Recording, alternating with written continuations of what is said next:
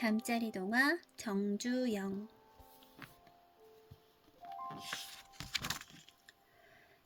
해가 뜨기도 전에 아버지는 어린 정주영을 깨웠어요. 일어나거라. 김 매러 가야지. 정주영은 졸린 눈을 비비며 밭으로 나갔어요. 아버지는 허리 한번 펴지 않고 김을 맸어요. 아버지는 농사일이 그렇게도 좋으신가? 하루 종일 일해도 가난하기만 한데. 정주영은 아버지의 마음을 이해할 수 없었어요. 어느 날 정주영은 소학교 앞을 지나다가 즐겁게 뛰어노는 아이들과 인자한 선생님을 보았어요. 나도 소학교 선생님이 되고 싶은데. 하지만 농사밖에 모르는 아버지 앞에서는 말조차 꺼낼 수가 없었지요. 휴, 언제까지 이렇게 농사만 지어야 하는 걸까? 정주영은 자신의 미래를 생각하면 답답하기만 했어요. 어느덧 정주영은 18살이 되었어요. 꼭 서울에 가서 내 힘으로 돈을 벌 거야. 정주영은 농사일을 하면서 마음속으로 이런 꿈을 키우고 있었지요. 그러던 어느 날 아버지가 장에 가서 소를 팔아왔어요. 그 일은 정주영에게 새로운 삶을 열어준 계기가 되었지요. 정주영이 소값을 가지고 서울행 기차를 탈 수 있었기 때문이에요. 정주영은 복흥상회라는 싸전에 취직했어요. 반드시 돈을 많이 벌어서 고향으로 돌아갈 거야. 정주영은 일찍 일어나 누구보다도 열심히 일했어요. 허허, 내가 사람을 참 잘 뽑았어. 주인은 부지런한 정주영을 눈여겨보고는 가게의 중요한 일을 모두 맡겼어요. 4년 후 정주영은 마침내 복흥상회의 주인이 되었어요. 주인이 된 정주영은 가게 이름을 경일상회라고 바꾸고 전보다 더 열심히 일했답니다.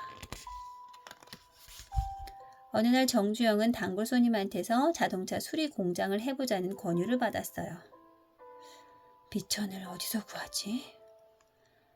정주영은 며칠 밤을 고민을 하다가 알고 지내던 정미소 주인한테서 돈을 빌렸어요. 자동차 수리 공장 아도 서비스의 주인이 된 정주영은 신바람나게 일했어요. 하지만 얼마 뒤 불이 나는 바람에 공장이 모두 불타버리고 말았어요. 영감님, 한 번만 더 도와주십시오. 정주영은 정미소 주인의 도움을 받아 다시 아도 서비스의 문을 열고 더욱더 열심히 일했어요. 광복 이후 정주영은 초동에 현대자동차공업사를 세웠어요. 현대를 지향하며 발전된 미래를 살아봅시다. 정주영은 힘차게 외치며 직원들을 격려했어요. 어느 날 정주영은 관청에 갔다가 건설업자를 보았어요. 건물을 지으면 더 큰 돈을 벌 수 있겠구나. 회사로 돌아온 정주영은 현대토건사 간판을 하나 더 내걸었어요. 아니, 아무 경험도 자본도 없이 일을 시작하면 어쩌자는 거야? 여러 사람이 말려도 정주영은 뜻을 굽히지 않았어요. 1950년 1월 정주영은 현대토건사와 현대자동차공업사를 합병하여 현대건설 주식회사를 세웠어요. 야심찬 새 출발을 시작하게 되었지요. 한국전쟁이 막바지에 이른 1952년 미국 아이젠하워 대통령이 한국을 방문하게 되었어요. 미군은 방문을 15일 앞두고 정주영에게 공사를 맡겼어요. 기일 내에 공사를 끝내면 보너스를 주겠습니다. 정주영은 하루 24시간을 꼬박 달라붙어 공사를 했어요. 사흘이나 빨리 공사를 끝내자 미군은 칭찬을 아끼지 않았어요. 그 후 정주영은 미군 관련 공사를 거의 도맡게 되었지요. 1957년 9월 정주영은 또 하나의 도전을 시작했어요. 바로 시멘트 공장을 짓는 일이었지요. 정주영은 매주 열차를 타고 단양에 있는 현장으로 달려갔어요. 너무 피곤한 나머지 깜빡 잠들어서 역을 지나칠 때도 있었지요. 하지만 공사 현장에 도착하면 정주영은 언제 그랬냐는 듯이 엄한 표정을 짓고 현장 여기저기를 꼼꼼하게 둘러보았어요. 그래서 직원들은 항상 긴장하고 있어야 했지요.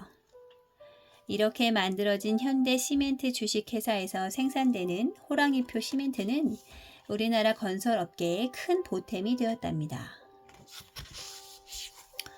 1967년 정주영은 소양강 댐 공사를 맡게 되었어요.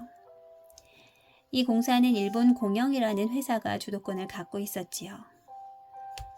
강 주변에 모래와 자갈을 이용하면 더 경제적이지 않을까요? 하지만 일본 공영에서는 정주영의 의견을 무시했어요. 그러다가 정주영이 제시한 방법이 훨씬 더 경제적이라는 것을 알게 되었어요. 결국 정주영이 제시한 방법대로 댐을 건설하게 되었지요. 어느날 박정희 대통령이 정주영을 불러 경부고속도로를 건설하라고 했어요. 법을 어기거나 부실 공사를 해서 이익을 남길 수 없다. 일정을 단축시키는 방법밖에 없어. 정주영은 첨단 중장비로 공사를 기계화시키고 지프차 안에서 잠을 자면서 공사에 열정적으로 매달렸어요. 열정적인 정주영을 보며 다른 직원들도 게으름을 피울 수가 없었지요. 마침내 정주영은 290일 만에 경부고속도로를 개통시켰어요. 1967년 현대자동차를 세운 정주영은 1976년에 순수 국산 자동차 1호인 포니를 생산했어요. 자동차를 만들었으니 배도 만들어야겠지. 하지만 큰돈이 필요한 조선소 건설에는 누구도 찬성하지 않았어요. 노력해서 안 되는 게 어디 있어. 반드시 이뤄낼 거야. 정주영은 영국에서 돈을 빌려 현대조선소를 세웠어요. 이렇게 완성된 현대조선소는 나날이 번창하여 세계적인 조선소로 우뚝 서게 되었지요. 많은 돈을 번 정주영은 아산 사회복지사업재단을 세웠어요. 병원을 세워 가난한 사람들을 무료로 진료해 주었고 대학 교수에게 연구비를 지원해 주었어요. 또 소년 소녀 가장을 도왔으며 효행 대상을 만들기도 했어요. 앞으로 내가 받을 주식 모두를 재단에 기부할 것입니다. 정주영은 아산 사회복지사업재단이 보다 많은 사람들에게 희망을 주기 바랬어요. 정주영은 우리나라 경제 발전을 위해 많은 노력을 기울였어요. 1988년 서울 올림픽의 유치를 이끌어냈고 1998년에는 소 500마리를 몰고 북한을 방문하기도 했어요. 그 후 정주영은 북한 정부와 금강산 개발, 남북한 철도 연결 사업 등을 논의했어요. 이런 정주영의 노력으로 남한 사람들은 금강산 관광을 하게 되었어요. 또 개성공단에서는 남한 기업과 북한 노동자의 협력으로 싸고 질 좋은 물건을 만들어내고 있었지요. 하지만 정주영은 그토록 원하던 통일을 보지 못하고 2001년 3월 21일 세상을 떠나고 말았답니다.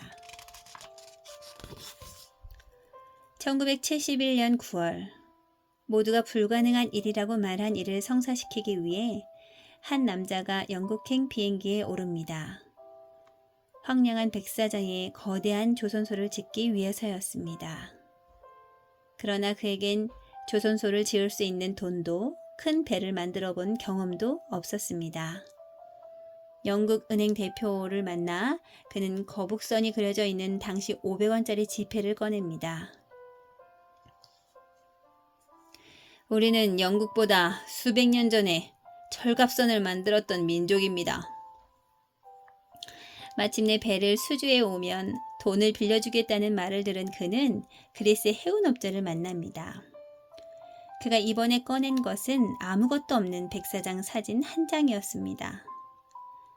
이곳에 조선소를 지어 당신들이 원하는 배를 반드시 만들어 줄 겁니다.